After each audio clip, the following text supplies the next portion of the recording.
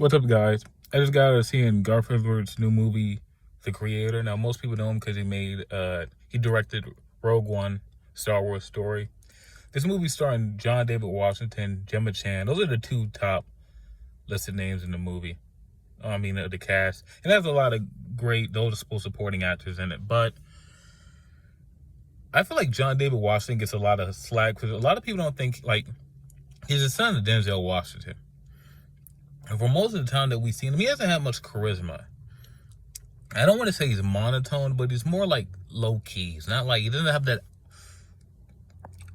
aura or charisma that his dad does.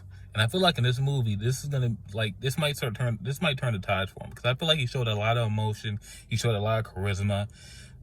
I feel like he's in this movie probably fucking 85% of the screen time goes to him, easily.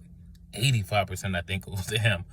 So, I think he carried it well. As a lead actor, I think he carried this movie really damn well. And like I said, all the supporting actors that you're going to notice, they're great in it too. But, I feel like this is going to start to turn the tides for John David Washington. A lot of people are calling this one of the best-looking sci-fi movies you're going to see. That is correct. This is one of the best-looking sci-fi movies we've seen in the last couple of years. Probably since what?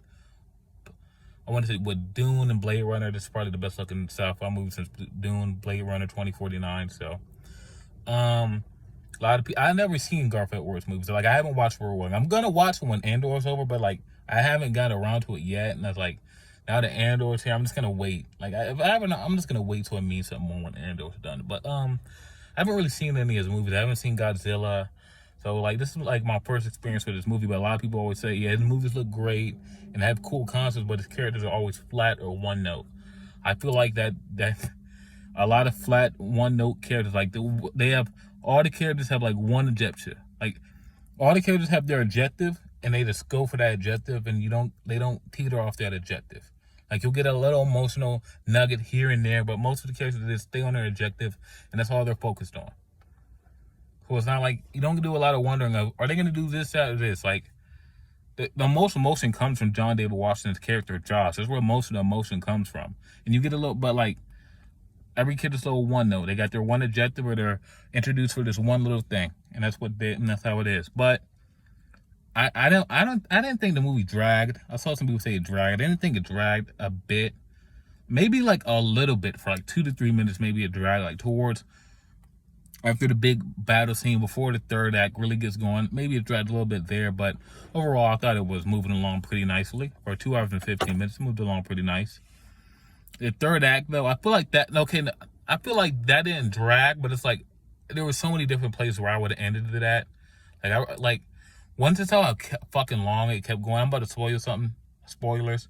But once I saw how long it kept, it kept going and going and going and going. I was like, oh yeah, we're not getting a happy ending. We're not getting their idea. We're not getting our idea a happy ending. Someone's gonna die.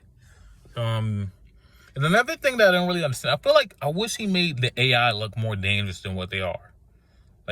They built this big ass fucking thing in the sky to kill them all, but they were doing ones in the jungle, and they didn't look that strong. They were the U.S. were sending in their fucking linebacker bomb, and they really couldn't do anything about it. So why was this big thing in the sky the only thing that could stop them? I wish when it was on the ground combat, when the Armada wasn't a part of it, it was on the ground combat, I wish the AI looked much more dominant.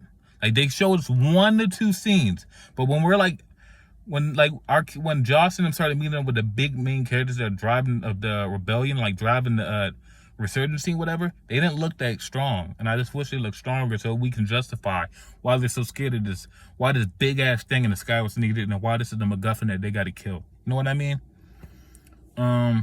The little kid, the thing that plays little kid Alfie, she's great. I didn't have any problems with her. I don't know if anyone did, but I didn't have any problems with her. Her and John David Washington, they were great together. I didn't have any problems with her. So overall, The Creator, one of the best looking sci-fi movies you're going to see. Great action, one note, flat characters. Overall, I'm going to give it a 7 out of 10. It only costs $80 million. I would spend my money to see it. Help support more original sci-fi movies, more original movies in general. So I recommend you come out to the theater and see it in IMAX. But It's probably gonna be on what, Hulu or Disney Plus in like 3 months. So, The Creator, 7 out of 10. Peace.